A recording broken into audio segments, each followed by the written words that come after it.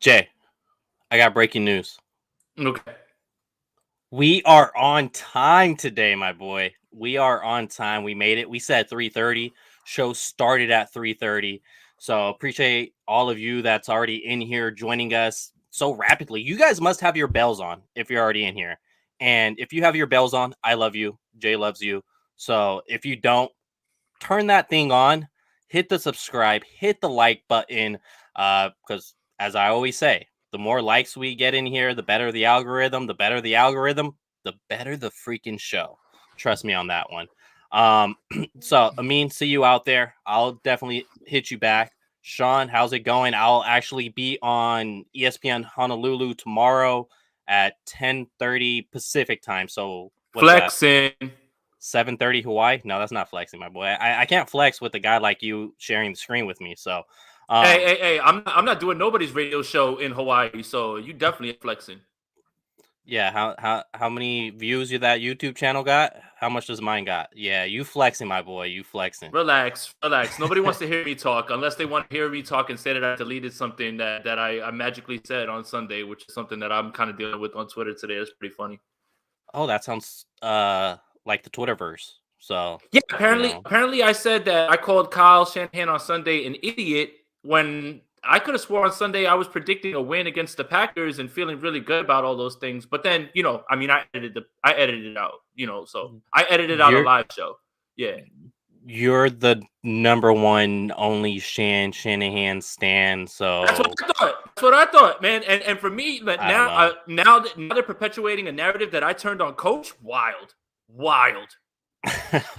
Let's get into it, though. 49ers advance. They knock off the 1 seed, the second team on that Saturday to actually knock off the 1 seed.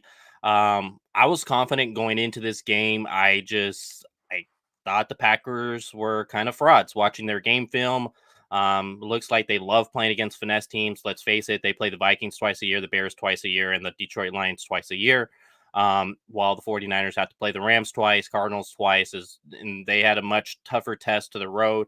And, it helps when you have Aaron Rodgers at quarterback, but the 49ers defensive line definitely got to him, pressured Aaron Rodgers quite a bit to the point that Aaron Rodgers had a higher bath row percentage than Jimmy Garoppolo. That's how much the 49ers defensive line affected a play style of Aaron Rodgers. Once again, subscribe to my channel, subscribe to Jason's channels. We're linking here on both channels, streaming both live on both channels. I'm going to ask Jason for a word, but I'm also asking all of you in the comments. Give me a word. 49ers, NFC Championship game. Legendary. There's something happening right now with this team. Week 18, against all odds, you beat the Rams. Go into Dallas, beat them because they don't know how to football. Then beat the Packers. When 4 minutes left in that game, you had no idea how that was going to happen. Something's happening. And there's something that needs to happen for all teams to make runs.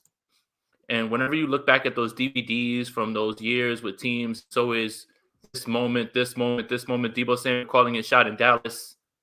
Obviously the Rams game with the comeback. What happened with the Packers and the two special teams plays that nobody would have seen. Mm-hmm. Something's happening, and you need these sort of moments to win championships. And right now, the 49ers are getting it, and they're winning games in different ways. And it's just something special is happening right now. Something special.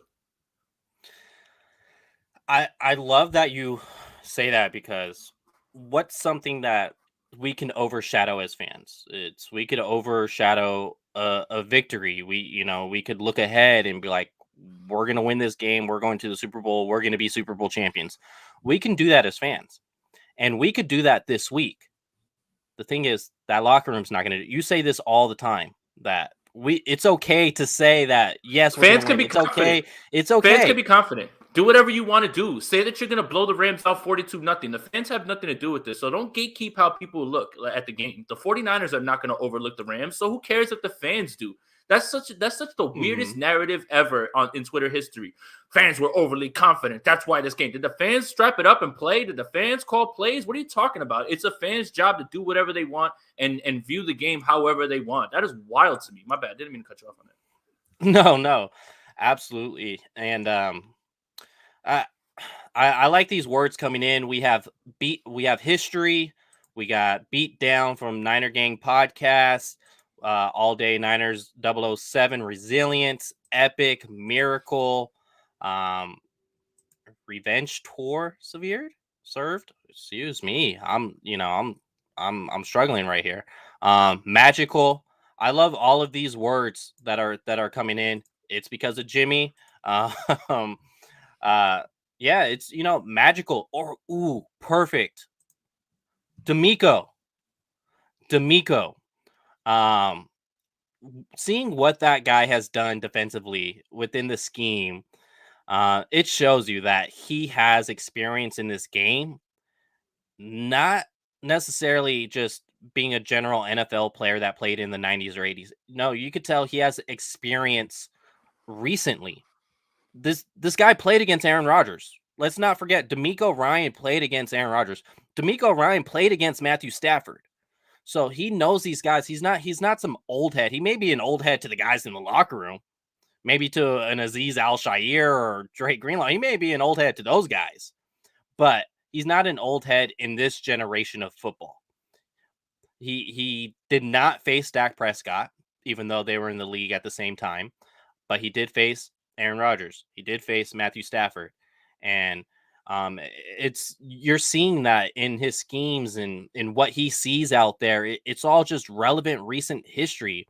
That's no discredit to guys like Vic Fangio, who continues to ball as a defensive coordinator, but DeMeco Ryans, he just gets it, and you see him growing week in, week out. And that, to me, that even though it's a name, it's a great word to describe this NFC Championship game. It's DeMeco.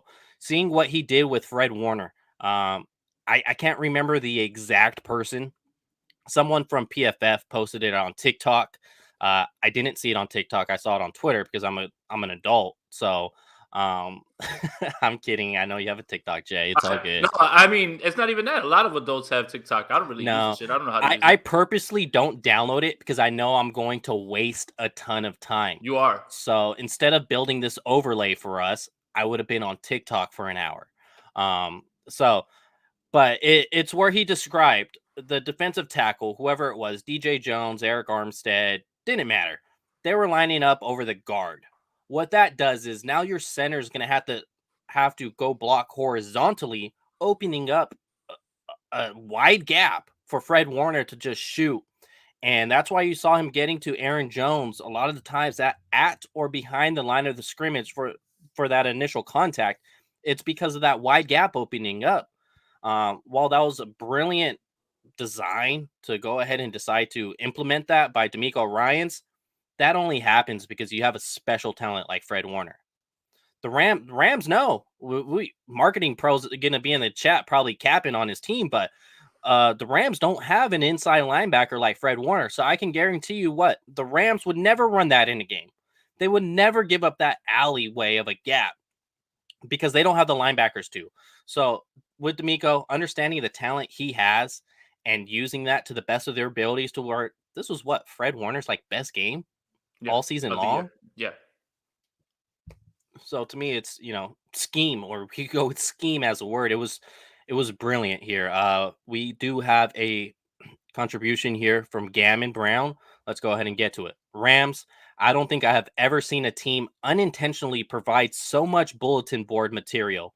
Deebo, who, head coach, end zone, ticket master, motivation. Dude, that's true. Because some of the players said they didn't see Sean McVay in the end zone initially during the game. Guess what they saw after? If they didn't see it, Sean McVay in the end zone. You're telling me that's not going to be pumped narrative all week long? Do you think they want to see Sean McVay celebrating? Especially since he did that last time when they went up 17-0. I mean, it's clear that all this stuff is in their head. All they do is keep talking about who's going to be in the stands, a 6-game winning streak, all those things. Like, they're the ones under all the pressure. And we all know what'll happen if the Rams get pressed. They will fold. I'm going to just Yeah. repeat what I was saying in week 18 because that's the same team that is coming out. So, same way that I was talking about the 49ers win in Troy week Reader. 18. Troy Reader. But we are gonna handle business over there because it's in their head. They're not built like that, and they almost gave the game away to the Bucks. They almost tried to do it again. You play like that against the 49ers, and you'll see what happens. Busted coverage, basically, is what helped them out in that game. Well, cover zero and Stafford threw a dime. That was like one of the best throws I've ever seen in my life. I'll give him that, man. He does that. You could seeing Stafford play, you could see why Shanahan wanted it. The dude gets drilled in the face and still delivers a ball. He did it to the 49ers in week 18.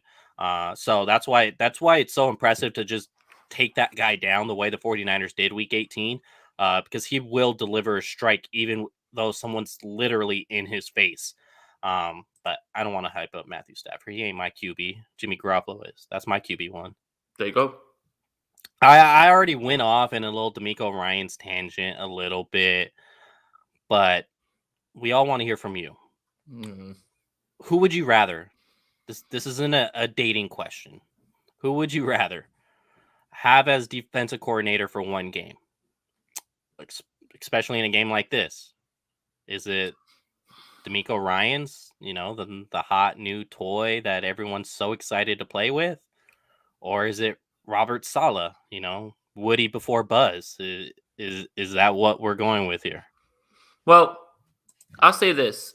My favorite year of Saleh being a defensive coordinator was his last year here when everyone was injured and he still was able to make this a top 10 defense and he had to find different ways to generate pressure. And I thought that was the best coaching job that he's ever done because I remember year one, everyone wanted him gone. I remember all of those things. I remember everything that everybody said. This is going to sound like a prisoner of the moment thing, but when you look at what DeMeco Ryans has had to slow down and how he has done it and in-game adjustments, right? They went down the field in the first drive and they score and you say, oh, well, Devontae Adams is going to break the record for most yards in a game and this is what it looks like already. And they start to move again. But what he's had to stop, the Staffords, the Dak, Aaron Rodgers, and with that secondary right now, like Dante Johnson playing meaningful snaps, Josh Norman was out there for a large portion of the season. I mean, you can say what you want about, Robert Saleh in his first year not having the personnel that Ryans had. That's absolutely true.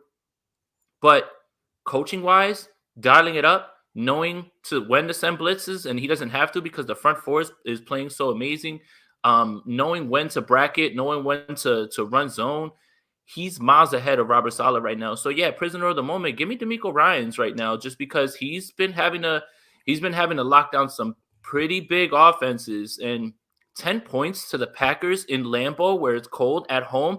Like Aaron Rodgers was capping after the 2019 NFC Championship game, saying, "Man, we got to get one of those at our house." Yep. Do you? Yep.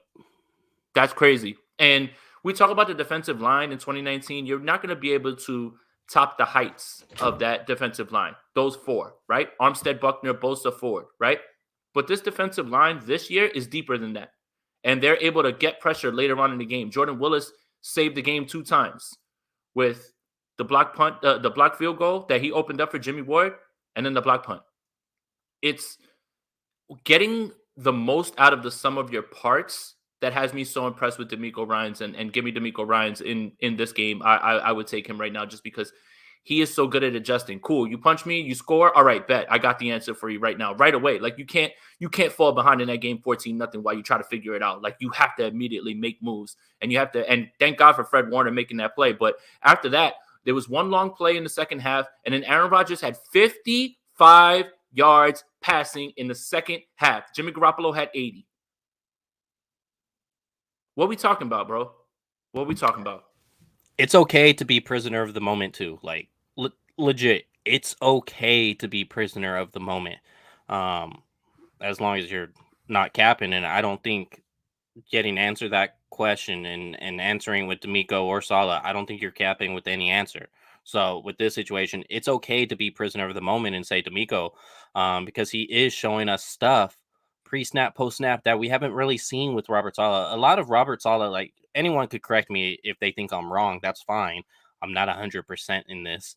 But from what I see, with Saleh, it's a lot of it. What you saw pre-snap was what you got post-snap. And with DeMeco Ryans, it's more of just the mind games between the pre and the post, and I think that's why they're having so much success defensively.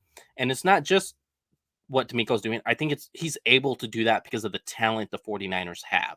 I don't want to be dismissive of that.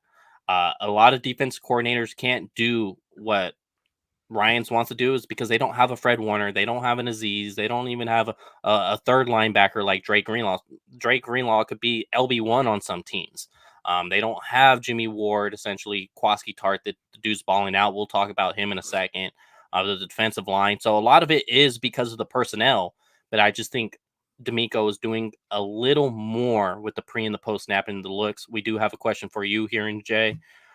Slick 68. Yo, Jay, where are you sitting at SoFi? I'm sure you're still waiting, right? You still waiting? Yeah, I'm waiting, but probably on the lights, bro. So just catch me outside at the tailgate or at the 49er invasion or at Chapman's party. I'm gonna be pulling up to all those things. But I'm waiting for the tickets to drop, see if I have some connections, somebody who can help me out. I'm also still applying for credentials over there with the Rams as well, too, since the NFL gave me that option, since they gave me the NFL communications credentials. So fingers crossed for that. But if I'm in there, it's probably gonna be high up. I'll probably be on the roof, bro. I'll probably be hanging from the you probably think I'm part of the halftime show, like I'm about to like zip line down, like I'll probably just be hanging from the roof, bro. Dude, man, if it was like the old days, is what my family used to do is for like Giants games and San Francisco Giants games, that is where they give you a little stamp. What they would do is wet the stamp a little bit, put it on whoever's wrist, and now they just go walk back into the reentry with both stamps. But now with everything being so what's it called, digital, with the phones, yep. Yeah, it's just it makes it hard did you actually see that little video that went out of the people that went to the Dallas Cowboys 49ers playoff game where they said they snuck in, that they snuck down their seats to field level, and then they snuck into the media and asked Dak a question? Did you see that at all? I don't know, but that was going to be my next plan. Was I was either just going to dress up and just be like I'm media, or I was just going to dress like coach. I was going to dress like coach and cut my beard, just walk in with a Shanahan and just wear some joggers and some Yeezys and just be like, I'm Shanahan, damn it, get out of my way. In the video, it's they threw on like see all of it like with TikTok, certain YouTube, definitely not our YouTube. A lot of it's capped. So, but in the TikTok, they showed that they grabbed like NFL vest, media vest, and threw those on, and that's how they were able to just walk around and stuff and get to the places they wanted to be. So look out for the media vest when you out there, Jay. So inept football team, inept security. Got it. Dallas Cowboys in a nutshell. Oh, yeah, obviously. We still taking shots at them also, by the way. I know that was 2 weeks ago, but we're not letting y'all go, Dallas Cowboys fans. You're gonna catch all this slander. Gammon said anyone not named Todd Bowles for a defensive coordinator. Bowles won a Super Bowl for the Bucs, right? He did. David Yang, appreciate you for the contribution here. DeMeco sending a late blitz during the game to pressure Rodgers. Wow. Give me DeMeco all day. It's not about the amount of times you blitz; it's about when you do it. And they blitz at the lowest rate because their front four gets there. But when you send that extra pressure, it just makes it even worse. When you look at the pressure numbers over those last 3 games, Stafford, Dak, Rodgers, they were all pressured at the highest rate that they've been all season long. That's the type of stuff that travels. That's the type of stuff that nobody wants to deal with. That's the way that Tom Brady has lost Super Bowls. That's the way that many quarterbacks go down. So, yeah, shout out to DeMeco Ryans, man. Raul says, go with Grant Cohn. You'll be in the press box. Yeah, I don't know if I got the clout that he does, though. Like, he's actually credentialed. Like, I could just be like, you don't know me from coast to coast, bro? They just unhand me. They just throw me out. Like, they're like, get his ass out of here. Well, you don't know who I am. You don't know me? I know Stephen Ram, okay? And he said it's okay for me to be over here. I met Ice Cube once. Can I go in? I met him one time. No. You know what you do? You get the phone out. You be like, all right, I got your number. I got your boss's number right here. I will press. Do you want me to press it? I'll press it.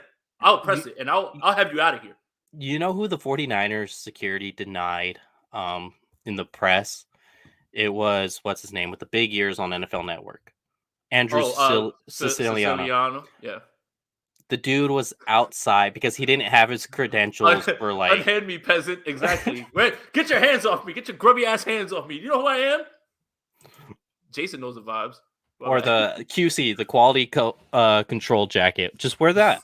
Just walk in there, quality control. There you go. They're like, he's fine.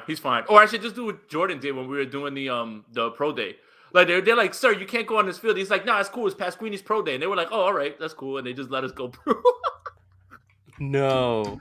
Yeah, man. It's like when you sound like you know somebody. Not cool. Steve said it was all right. And they were like, oh, Steve? Oh, okay. And they just let us go. Like, it was wild, bro. Just look up everybody in their organization and just name drop them all. Yep. I'm just going to be like, look, man, I can call Steve, Todd, any of these guys, man. Like, I don't want to bother them. You know, like, just, let's make this easier. Let me in. He's like, how do you not recognize my mans? Exactly. Just walking between Grant and Mayoko. Yeah, I'll just be like, excuse me, Mayoko, step aside, man. I'm gonna get over here. And then someone's gonna hit that's Austin Rivers. What do you... I'm kidding. That's the one I should go with. I'd be like, yo, I'm here to do the halftime show. I'm John B. Oh, that's you? Okay. Oh, cool, relax. Cool. Let's make a case here. Yeah. Someone you've pounded your hand on the table for quite a bit, and it's gonna be Jaquiski Tartt. Yeah, man. Because to me, this defense isn't the same when he's not on the field. It's really not the same when he's not. And there's an opportunity that the Packers go up 14-0 before half if the dude doesn't run 50 yards across the field, just to go tackle Aaron Jones. So I think he's a key contributor to this team. The dude's not crazy, he's not like he's 35 or anything, to where you say, oh, he's too old. He's not Eric Weddle. There we go. That's kind of fitting for this game. He's not Eric Weddle. I like that. So, and so let's make a case to extend Jaquiski.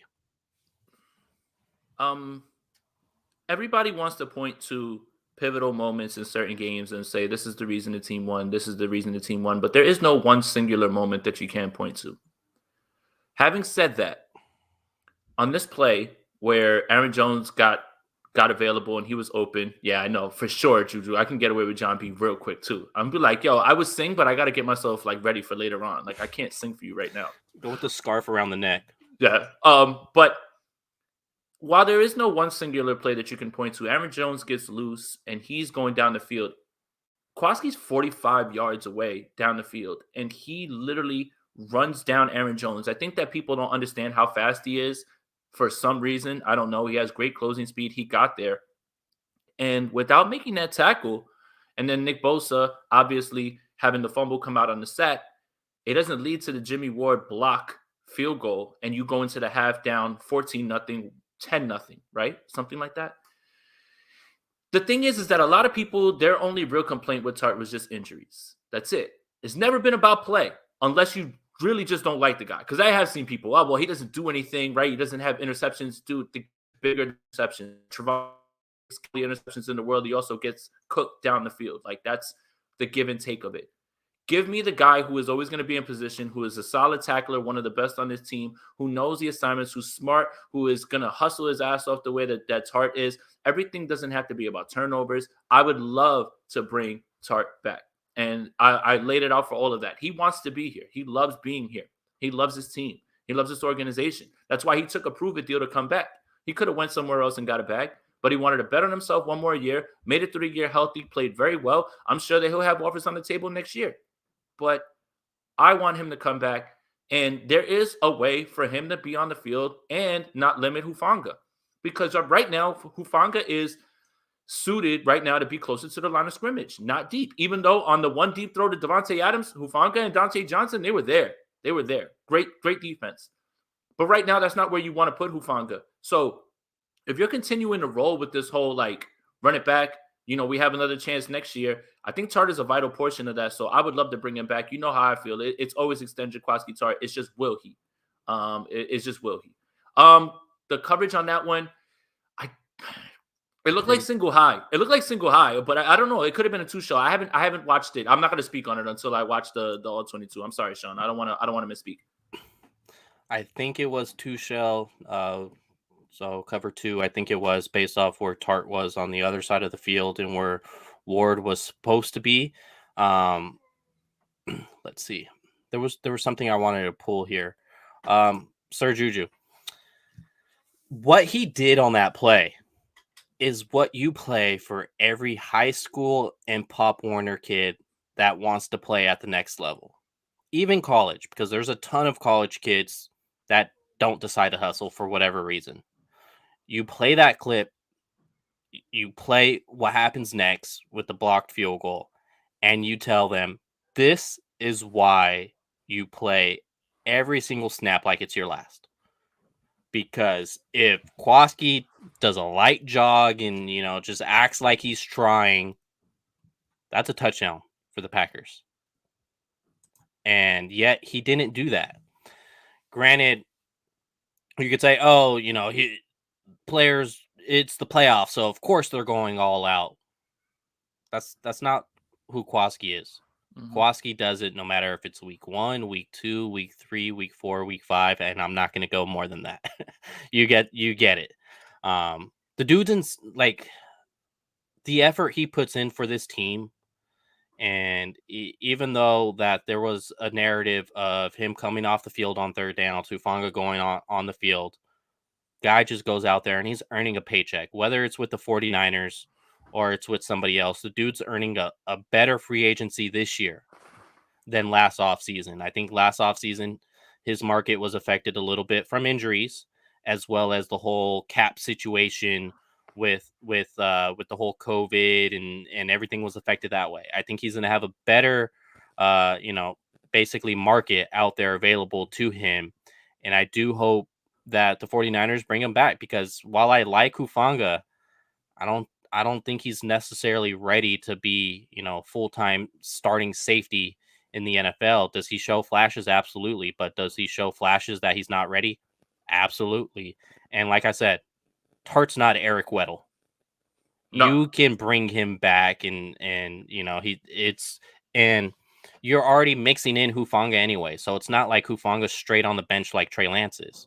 No, he's still getting his opportunity to develop.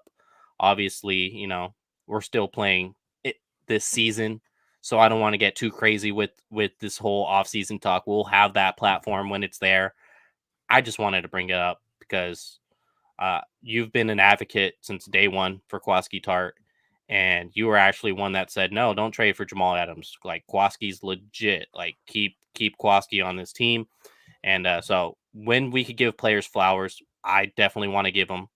And with the play like that's something every kid, high school kid, college kid should definitely see, because that play alone is going to make him more money this offseason. And put it in the DVD, man. Put it in the DVD. I'm telling you, the same thing when we look back at that game. Jaquiski Tartt. That's me. That's my narrator voice. Deebo Samuel asked for the ball in Dallas, and here's what he did next. Like, can't you just hear it? Like, what's going on right now with this team? Like, can't you just hear how this DVD is about to play out? The plus shipping and handling DVD? Yeah, I'm definitely copping that. I don't even have a DVD player. I'm just going to have that shit in plastic, and I'm just going to keep it. Just because I've watched so many other ones, and the last time the 49ers had one, it was on VHS. I'm sorry. Come on, man. I'm sorry. Come on. I'm sorry. We say that to Cowboys fans, man. Yeah, but they ain't going nowhere. No, man, I don't want to hear that, man. No, man, they can't even spike the ball or do it correctly and hand it to the ref, man. What the hell are they running over there? Is KK a must sign? Sean asks. We'll have the off-season platform. I'll just right. leave it like that. We'll have the. I wouldn't say yeah to that right now. Just only because the bone on bone thing. He's 31, and shout out to KK. He's from Jersey, man. Like so I have a soft spot for him. But I don't know. I think they want Lenore to take that spot. Yeah, I would imagine so. So let's see here. Is playoff Eric Armstead a real thing? You damn right it is. And he heard all of you. Every single one of you. He heard you all. You better. I had to eat crow and line up and say sorry to Robbie Gold. A lot of you pull up and say sorry to Eric Armstead. Look what happens when he plays on the inside. Look what happens when he has a defensive coordinator who is accentuating his skill set. Imagine that. DeForest Buckner playoff wins since he left the 49ers? 0. Eric Armstead? 2. Now we're doing defensive tackle wins for the QB wins crowd. How you feeling now? Hey, I'm down for any type of wins. I'm down for, I believe, Man Bear Pig. Jesse Rodriguez has it in the chat. Give me the 49ers wins since Jalen Hurd was cut. I'm down for those wins. Give me the win since Mike McGlinchey went out for the season. I'm down for I'm down bad for wins. Any way you can get them.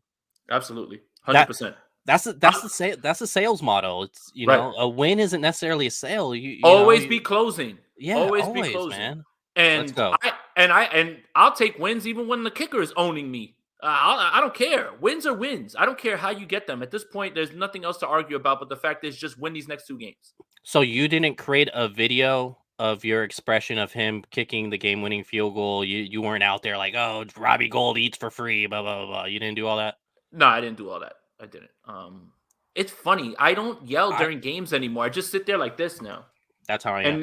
And then when it's over, I just breathe and then I start yelling when we get on the post-game show. Like I'm done with the whole emotion of like I just chill. Like I'm just trying to get it all together. I had my parents come over and it's funny because I'm just too locked in because you're looking at the whole field now. You're not just you're being more objective within the game. So my brother, he loves to talk. To talk. So he came over with my parents. We were watching the game, and the dude's like, he spoke a whole paragraph to me until it went to like commercial break. I was like, wait, what? I heard nothing you said. I'm just like zoned in. Don't talk to me. I do like having my family over because when something happens, we could cheer, celebrate together and everything. But while the play is going on, don't talk to me. That's how I am. And I just feel like if I recorded myself, I would be too artificial. I like being in the moment. Like, I rarely ever say my Instagram. I don't really post Instagram stories when we were at the safari park this weekend. I just like being in the moment. Oh, sorry, Leo. Goodness gracious, man. Now we're gatekeeping celebrations. I'm done with this guy, man. Now, next you're going to tell me I can't even be a 49er fan because I'm from Jersey. I'm tired of this, Leo. When did this happen? Yes, I thought we already had that conversation. I'm kidding. I would never say that. I would never say that. You changed, bro. You changed. I would never say that. I'm in San Diego, so technically I'm a Charger fan? Padres fan?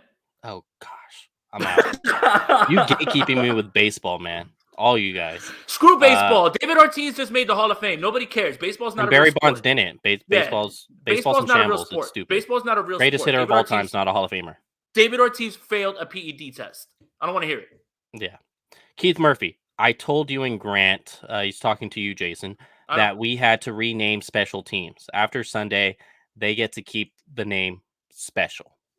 Yeah, I wore the Ralph Wiggum sweater on there, which the famous line from the football episode of Simpsons is that Ralph, you're on special teams. I'm special. So that's what I was using it for. But hey, look, I think that just speaks to the way the 49ers are winning games and why this feels different. Like if I would have told you 2 things, the Packers were going to score 10 points and the 49ers were not going to score an offensive touchdown, tell me how they win the game. You would have said they don't probably. It's impossible. But here we are. Block field goal, block punt, 2 field goals, and the 49ers are moving on. These are the type of wins that, like, when the Giants were running to the Super Bowls those years, you were just like, oh, this is the week they lose. They can't keep it up. This is it. They're done. Starting to feel like that. I don't know. Another off-season content question, but man, save those for the off-season content. These off-season content is just somebody said something really funny about this too. So I posted something from week 3 where Javon Kinlaw had a spin move on a double team, and someone literally tweeted, I forgot he was on the team. That's how good Javon DJ Jones Kinlaw? has been. Yeah, that's how good DJ Jones has been. Jason, what's up with that 1994 VHS 49ers yearbook? Let me holler at my dad. I bet you it's somewhere in like his back room of like where they have a whole bunch of infinite junk. He'll probably just hit me up this weekend and just say, "Look what I found, son." He's always like sending me text messages of things that I found as a kid. I'll work on that. I'm not a Padres fan. Dusty. I live in San Diego, so that's why Jason's saying that. I'm a diehard San Francisco Giants fan. Padres. I was out there for the Giants Dodgers playoff series this past season, so black and orange definitely, as long as it's not the Bengals. Giants black and orange, that is. So concerning or not, I see Tom Compton's name getting dropped a bit in the chat. Is it concerning or is it not concerning? Because the Rams defensive line looks like it's getting hot. Is there a way to be concerned? Because Jimmy Garoppolo was pressured a bit this game. I do have it here. He was pressured 39.1% of the time in Green Bay. Is that because of what they were facing with the weather conditions? Jimmy Garoppolo not being that mobile to go run around or extend plays in those weather conditions. I'm not sure if you want Jimmy Garoppolo to go run around and extend plays, I guess, with his legs, since he had the interception in Dallas and the interception in Green Bay when he was trying to move to the right. But pressured 40% of the time against the Packers. Like we saw Lincoln Tomlinson, probably one of the strongest men that everybody talks about being there in the 49ers offensive line, get pancaked.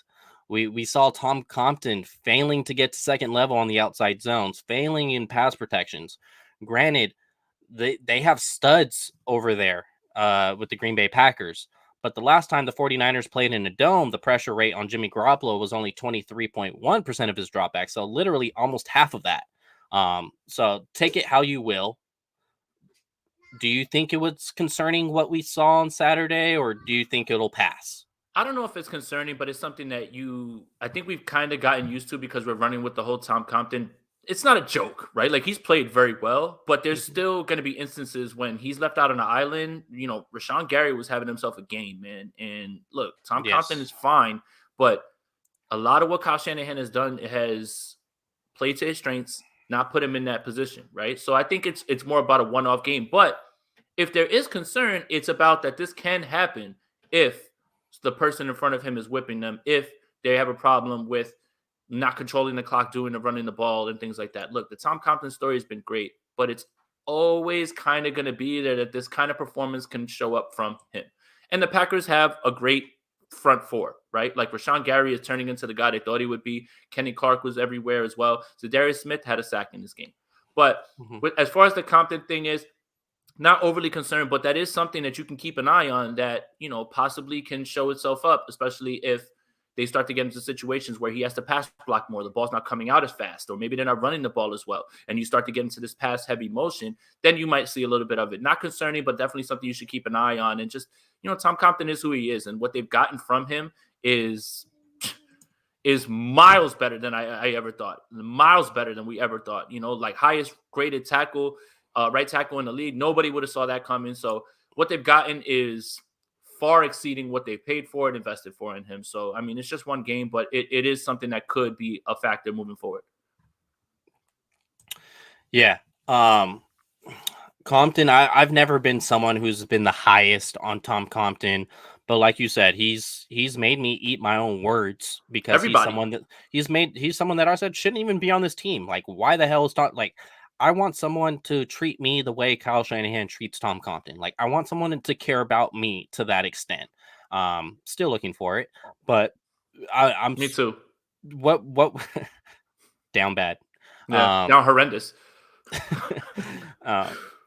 So with Tom Compton, it's just like, man, like, seeing him out there, just if you're struggling in pass protection, that's one thing. Like, we're used to that with Mike McGlinchey, but give us the run, give us, the run blocking. PFF's grading you high and you're not getting to second level. And I do think a lot of that was probably a part of the weather. It is harder for these offensive linemen to stick their cleats in the ground and hold the momentum of getting pushed back.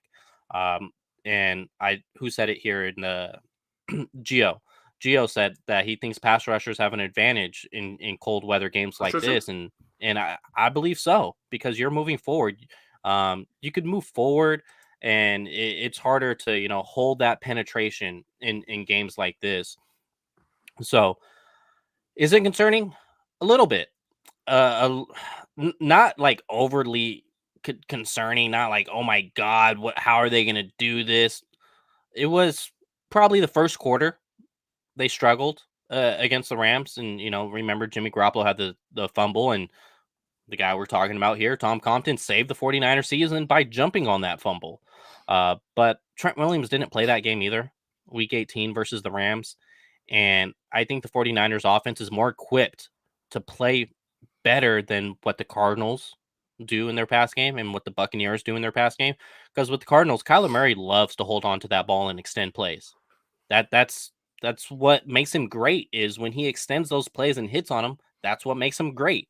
Kyler Murray loves to do that. He doesn't love to be let me have the quickest snap to release ratio in the NFL. No, he doesn't care about that. He wants to make the big plays. So yeah, I could see why it can get to him. And also the Rams or the Cardinals don't hold up Aaron Donald to the extent that Daddy Brunskill holds up Aaron Donald. So and you're then against it now, Donald. Yeah, it's like daddy's home. Brunskill walked into his crib. Like, you believe I get to go against this guy again? You're in trouble, Donald. Yeah, MVP. Defensive player of the year, my foot. Yeah. So, and then when you look at the Tampa Bay Buccaneers, what's their offense predicated on? It's a downfield passing attack. It's downfield to Mike Evans. Scotty Miller's a fast player. It's downfield to him. Gronk, you want to get it down the seam to him. So they're a downfield passing attack, and their offensive line is they're down bad, banged up massively. And the 49ers offense, other than Trent Williams, is, healthy. They're healthy. And looking at Trent Williams, 75% of Trent Williams is a Pro Bowler. 75% of Trent Williams is a Pro Bowler. So with this offensive line, I think this is a really good matchup for them. And I think that's why the Rams struggle, is because of the way the 49ers handle their offensive play calling. And I'm not expecting to see the Rams giving Jimmy Garoppolo a 40% pressure rate on his dropbacks. Actually, let me go ahead and look back and pull your co-host, the Andrew Pasquini special, by looking up the stat while I am talking about it. I can talk while you look it up. I got it right here. Okay. Jimmy Garoppolo on his dropbacks, he was pressured 17.1% of the time. That's more than half of the percentage that he was facing against the Green Bay Packers. So yeah, I do like this matchup, and now that I looked it up, 17.1, I'm not too concerned about it anymore. Yeah, and Garoppolo's going to get the ball out on time. They're going to have many things to combat that. They know the formula. This isn't something new. They know how to beat them, and yeah, the O-line is gonna feast based on that. Colton McKivitz started in that last game, and I understand he did a great job. He's still no Trent Williams, but Garoppolo's gonna know what to do with the ball, get it out fast, and I expect they'll have a good game behind this offensive line. I have another thing I'm down bad for. Oh God, George Kittle playoff touchdown. Yeah, I know, it's all right, but that also needs to be put into the context when people are evaluating how Jimmy Garoppolo played in this game, because you could say that's a touchdown. It's at least a huge gain, and he had 3 drops that were right on the money, right? So I mean, again, you have to be objective in terms of when somebody does something wrong, no matter the player, no matter how much we love them, you have to kind of say, hey, man, you kind of messed up there. George Kittle dropped that pass. He makes up for it by making an unbelievable catch on the sideline to Garoppolo's probably best throw of the day, man. It was a shot to the sideline, and there it is. But you really can't tell the story of what happened with Jimmy Garoppolo without talking about those drops on third down and what that could have meant. His day would have looked vastly different if George Kittle catches that pass and goes a little bit further down the field as well, too. But again, elements bothered a lot of people. So, I mean, it is what it is. So, Kittle dropped the pass, but hey, he was money in this game when he needed to be. He made another big play. Yeah, and I happy to have him as the tight end of this team, and we get to watch him. We're lucky. So Sean hits the nail on the head here. Guys, he's yelling at us. The reason we have the better pocket against the Rams. Okay, I'm not going to do that. Yeah, I was going to say, keep yelling at me. Is because they don't know when we're passing. Fact. If they rush hard and we're running, they get gashed. Fact. They know that. Fact. Sean in his bag on this comment. That's literally why the 49ers have the advantage versus the Rams. Because if the Rams run upfield and it's a run play, we're talking about Elijah Mitchell already having to beat the safety 50-year-old Eric Weddle one-on-one in open field space. Do the Rams want that? Probably not. No. So they're like, no, man. No, man. I don't want to have to tackle that guy, man. That's Eric Weddle. So no, I'm kidding. He's playing decent for being retired for 2 years. I'm not going to slander him too much. Savvy vet. Yeah, he's savvy vet. Yeah, legs. This is going to be his third game now, so we'll see how fresh it is at this point. I want to ask you something fun. How rate 1 between 10, as far as your thought on it, how you feel about it, how much you want to see it. Just give me a rating of Trent Williams going in motion and blowing guys up. 10. That's innovation. Imagine being a guy on the edge and you see this giant man who is running running fast. And it's funny because when you watch the collision, he hit and like a bowling ball, everything just fell off to the side. It was so good. I laughed so hard. The innovation is there. Just another wrinkle to throw in there, man. I loved it. Give me a 10. Give me more, Trent Williams. Give me more of that. I'd love that. That's great. See, this is why I stopped playing corner in college. We've even seen it in this week 3 contest where Trent Williams blew up Eric Stokes. This is why I stopped playing corner in college, because I was done.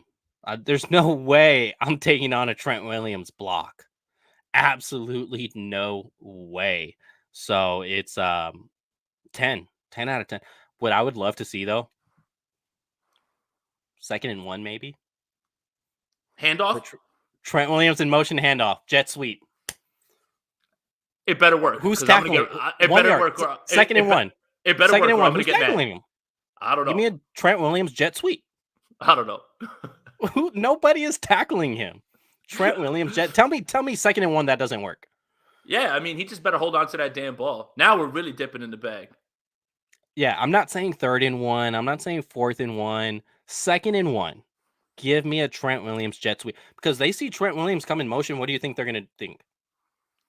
He's a lead blocker, similar to the Green Bay Packers, where Juszczyk was in the I formation and Jimmy Garoppolo handed it off to Juszczyk, and Juice got 10 yards on that carry, 8 yards, because they all thought it was going to Elijah Mitchell. Same situation here. 2nd and 1. Jet sweep. Please. Gray Fox, thank you for the donation. Hi, Jason and Leo. I apologize in advance if this is a dumb question. No questions are dumb. That's what my teacher told me. Never Gray Fox. Never Gray Fox. Do we have anyone from IR that can return for this game or hopefully the Super Bowl? Mostert, Ford, Kinlaw, etc. I wouldn't expect it. If you want to go more in on it, Jason, I'm gonna say I don't think any of them. I think literally all of them are done for the year. Yeah, they are, unfortunately. There is one roster spot open with the I believe it was Wilson that was waived, the safety. So for me, that just signals that Frank Gore is being signed and being brought on right now to just ride along. So yeah, no, it's not going to be any of those guys. Dude, I'm just don't do joking. that. Why not? You're going to get everyone excited. Why not? Frank Gore, really? Just do it. Just do it, man. Just do it. And if you that 2nd and 1 that you're talking about, where you just need a bowling ball to go get 1 yard, that could be Frank Gore, man. That could be Frank Gore, man. Frank Gore did say he wasn't coming back unless it was Super Bowl aspirations, right? That's where the 49ers are right now.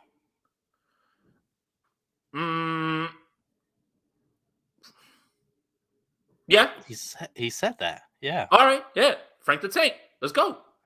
Okay.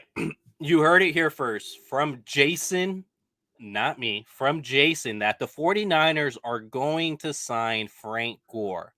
Go ahead and cloud it up. Jason is saying the 49ers are signing Frank Gore. Not me. Great question, Gray Fox, by the way. You know, a player did get waived today. So that's actually a great question to ask. Definitely not the furthest thing from being a dumb question. I just want to know how his face is after he fought Trent Williams. Is he all right? Oh my God. I'm sorry. Whatever. I'm sorry. No, man. I don't know. Stafford from Papaluna here. Stafford gets rattled. Our D line will get him. He does not do well when he's pressured. Niner Empire, we got this. 49ers do have two games that they faced Stafford as a Ram. Got to him both times. Interception badly first go around. So no, Sean Williams is not gonna fumble. The guy is a beast, man. Jason in the comments, I can't post your comment because it has an F word here, but that you don't like Jalen Ramsey. So that's what I'm saying. Jet sweep. Leave Jalen Ramsey as the only unblocked player. 1-on-1. Who's winning that matchup? Trent. So that's what I want here going on. And honestly, I hope you guys realize I'm completely joking about the Frank Gore thing. Like it's just a joke at this point. No, everyone knows you're being that you have the inside info and Frank Gore. I don't have any inside info. I don't know anybody. I don't even live in the state. See, now you have Paul on the train. Wave two more guys. Signed Staley and Willis. Rings, baby, rings. That's it, man. Look, you wave Mitch Wisnowski, you let Gould do everything because he can at this point. That's one. Two, you probably wave some other guy on special teams that isn't doing anything. Boom, Staley, Willis back. You can even bring Bowman back as a coach or something like that so you can get a ring as well too, man. It's all lining up right now. It's all lining up. Over under. Give me Deebo Samuel touchdowns. If we're going to do 1.5, I got it at 1. If he has 2, that means the 49ers are going to roll like in this game. But I got it at 1. He'll definitely score in this game. Make up for the one that he didn't get this past week that I thought he would. But yeah, I've got Deebo with at least 1. So 1.5, I got him under with 1. How does that come? Kickoff return. No. No, that's spicy. No, I think it's going to be a reception. I think it's going to be a reception over the middle, and he's out. No, I'm just kidding. I'm just kidding, guys. I'm just kidding. I did not mean that. I was literally the guy that was just like, no, man, like, you don't need to bring Frank Gore in. Like, they don't need that right now. But, yeah, so, yeah. Trent Williams is apparently going to deflate the football when he gets tackled. Oh, now we're talking. There was a guy who won a bunch of rings deflating footballs as well, too. Every single psychological thing that we need. One of Trent's thighs would sleep Jalen Ramsey. Yep. Oh, and we got to sign Justin Smith. Cowboy, man. Jesus, why don't we just bring back Harbaugh? Why don't we call Greg Roman, see what he's doing? Like, where's Jeep Chris up to, bro? Like, oh, my goodness, man. We're going with Cap now as well. This is great. I love this. I think Deebo Samuel scores here. Did you say how it was? I was reading the chat. I said a TD reception. I'm actually going reception as well. Boo. Come on. Okay. Come on, man. Over under on the yards for the reception. Oh, how long? It'll be like a 40. It'll be like a 40-yarder. All right, I'll go under 40 then, or I'll say under 20. Under 20, Deebo gets a touchdown. Okay. There we go. See, now we're not the same. Yeah, good. Apparently, I try to match, but you're like, no, take off your shirt. I'm already wearing this shirt. We can't match. Well, we have to line it up if we're gonna match. Resign Rice, right? Wouldn't that be Rice's 5th? Yes. He only got 4. He didn't win the first one. Yeah, he didn't win the first one. Yeah. I'm going Tebow, Alex Smith, QB coach. My dad believes Jerry Rice is ready as well. Where's Delaney Walker? Let's get Delaney Walker in here. Where's Ahmad Brooks? Tell Whitner to get out of the booth and come on down and play a snap or 2 down there, man. He's got it. 2 air yards, 40 yards. Yeah, Phillip got it. Yeah, Rice only has 4, but yeah, hey. Rice has 4. Ooh. Jerry has 3. No, wait. He didn't win 4. So the Niners won 2 before he got there. Oh, okay. 3 rings. There you go. Okay. J-Mill on it. Good J-Mill on it. call. Smartest Good fans in the call. business, bro. Smartest fans in the business. Yep. Now we got it coming in. Guys. Jimmy Garoppolo, is he overdue for a good game? This is what I told Javi in my shameless plug that our Niners Nation Oh Hey There podcast dropped today every Tuesday. I told Javi that the magic number, remember the Cowboys game, I said the magic number was 20 first downs. 49ers got 21. I'm going with another magic number this one. 98 passer rating, Jimmy Garoppolo.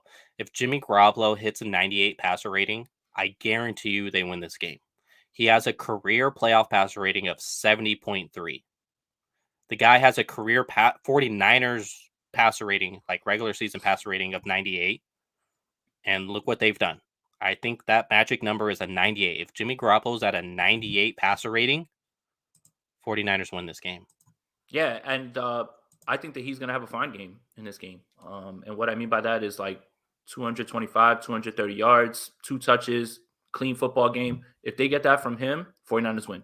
I don't think there's any doubt in my mind that they win. That means everything else is going. The run game works off of the passing. It means that he's clean, that he's not turning the ball over. I don't see any way that the Rams could beat this team if Jimmy Garoppolo plays at the way that I think he will this week. So, I mean, good luck. You better just hope that he doesn't have a good game, because if he gives any semblance of a good game, it is over. The Rams have no shot. None. So that's, and I think his 98 passer rating, it's if Jimmy Garoppolo has no turnovers, that high completion percentage mark where he usually is. We haven't seen it in the 5 playoff games. But if he is there, I don't think there's a chance that the 49ers lose this game.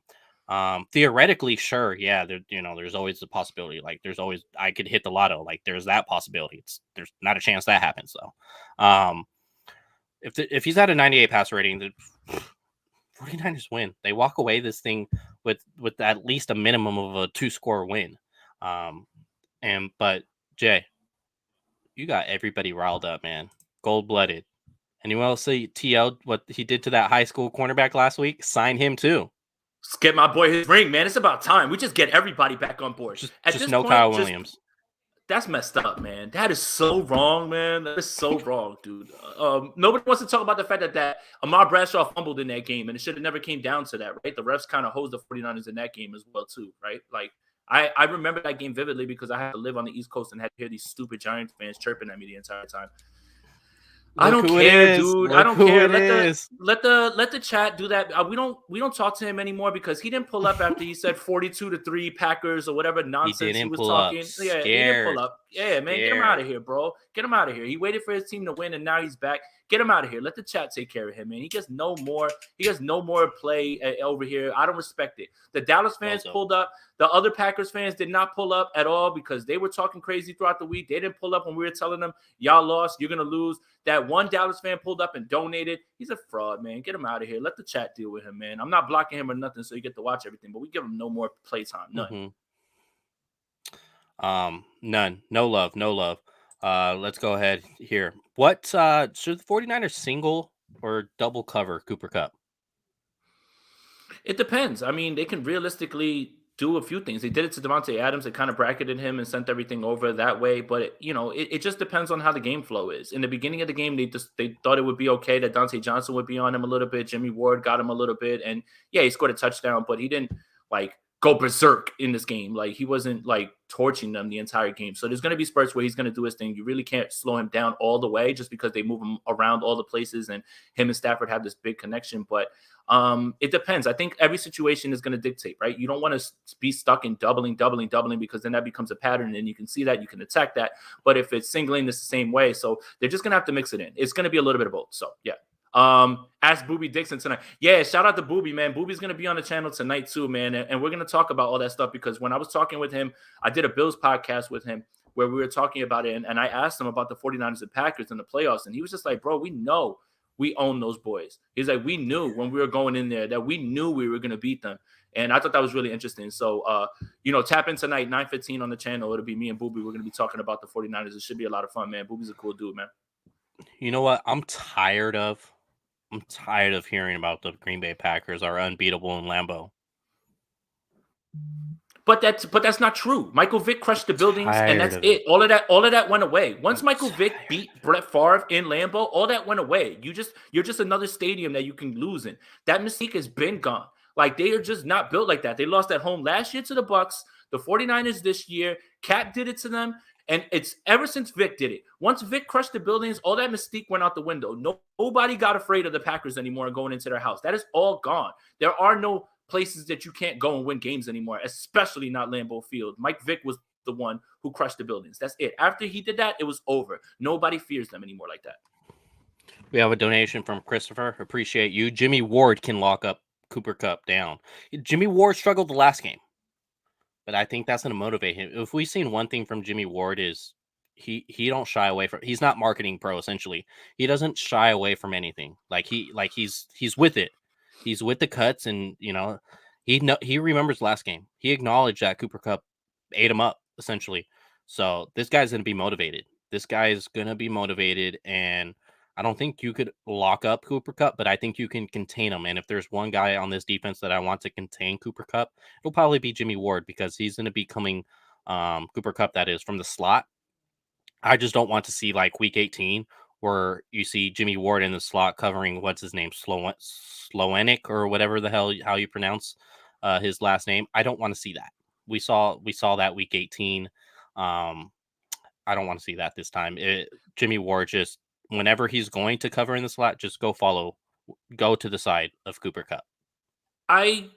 I agree, and I don't. Here's why. I need him to be over the top and slowing things down on the other side as well, too. And whether that means he can help with somebody who is covering Cooper Kupp, I'd rather not lose Jimmy Ward on the back end, especially in tackling spaces sometimes, right? Like, he is so short-handed as well, too. So you gotta mix it in a little bit. It can't be like he's shadowing, because that's a big thing to lose. The 49ers, a lot of what they do on defense is perpetuated by the fact that they have two high safeties, not single high. They have two high safeties, and they're able to stop the run, and they're able to keep everything in front of them and blanket whoever it is that they want. So you may see it a little bit, but I suspect that K1's going to be over there with him, and hopefully he has a little better go of it this time, because they kind of targeted him a little bit, especially I think that first touchdown was on him in the Week 18 game.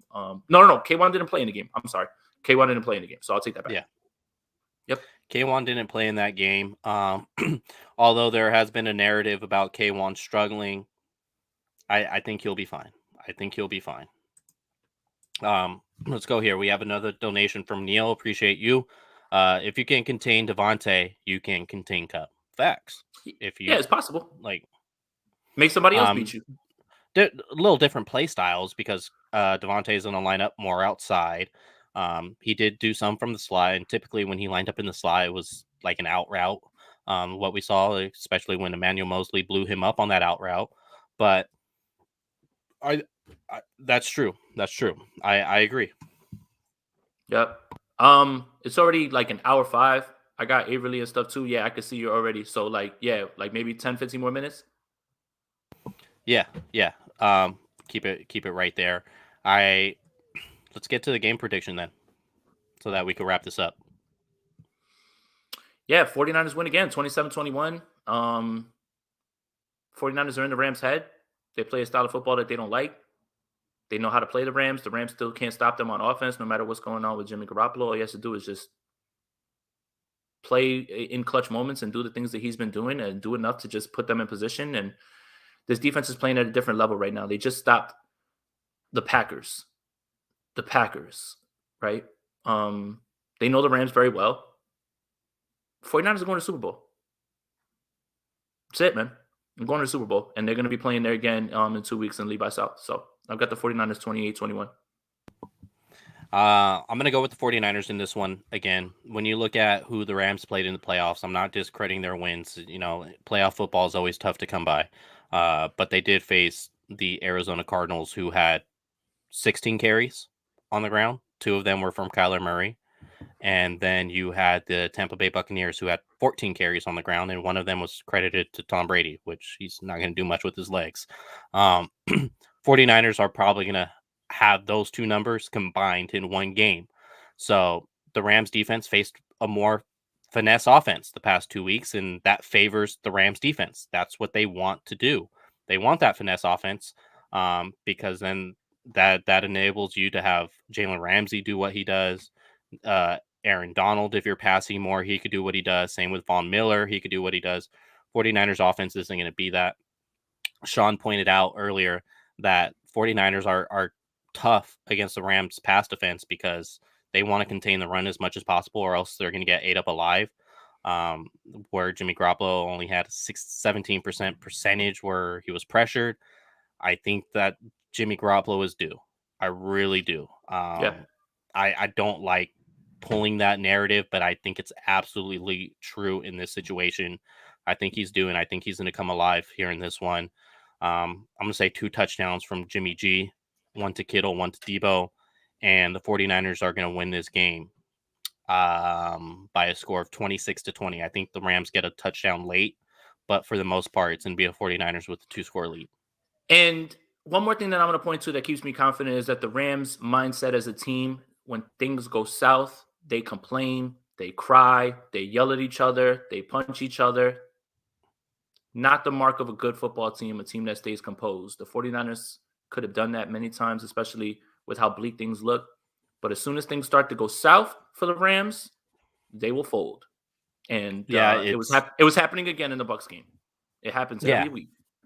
Yeah. And like with the Bucs, you had the first drive of the game, you had Fournette with 3 carries, 23 yards. And then for the rest of the entire half, you had 5 drives where Fournette only carried the ball 3 times. 49ers, that's not going to happen. That's not their formula on offense.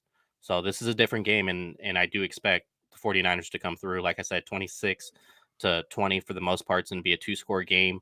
And I think the Rams do probably get a touchdown late. We got Carlos. Thank you for the donation. Rams looked better versus the Bucs defense. D-line is going to get to Stafford. 49ers 29-22. Yeah, I think it'll be around there. They're definitely covering this game. If you love to bet, I would confidently say go ahead and just don't hold it against me, but take the 49ers to cover the 3.5 spread, which is the last time I saw that on. Yeah. Yep. Guys, once again, we appreciate all of you. There was actually, I think it was Sean in the comment asked us when we're going to do a call-in show. Maybe we'll do that sometime. In the off season. We gotta weed it out, man, because I've seen that go sideways and people lose their channels based on people like jumping in and just like saying wild cursing things on the stream. Yeah, and saying like worse than cursing, like saying like racial slurs and other stuff. Ooh. Like so no. Like we'll get to it, but we gotta perfect the system. So like I've just seen it happen too many other times with these call-in shows where somebody joins and they want to like pop off or they want to say something stupid to get like, we're too hard for this channel to just have it thrown away by somebody with 30 seconds of idiot, behavior. So we'll figure it out though. Right. Perfect. Once again, hit the like, hit the subscribe, comment down below. We're streaming this on 2 channels. This on my channel. You can just type in Leo Luna 49ers. You'll find it. Type in, if you're on my channel, this is also streaming on Jason's channel, who posts a lot more content than I do during the week. So you could just find his channel by typing in his name because he's that dude. So Jason Aponte, that is. And also, for anybody that's going to be out there, yes, I will be at the 49ers invasion. I will be at Chapman's party. I will be tailgating. I'm just trying to figure out my way in there. But I land in LA on Friday. So I'll be out there. Let's vibe. Let's have a beer. Let's talk and let's enjoy this time because it's a beautiful time too. So anybody who's going to be out there, if you see my tall goofy ass, come by and say what's up and we'll have a beer. Perfect. Let's do it. Go Niners.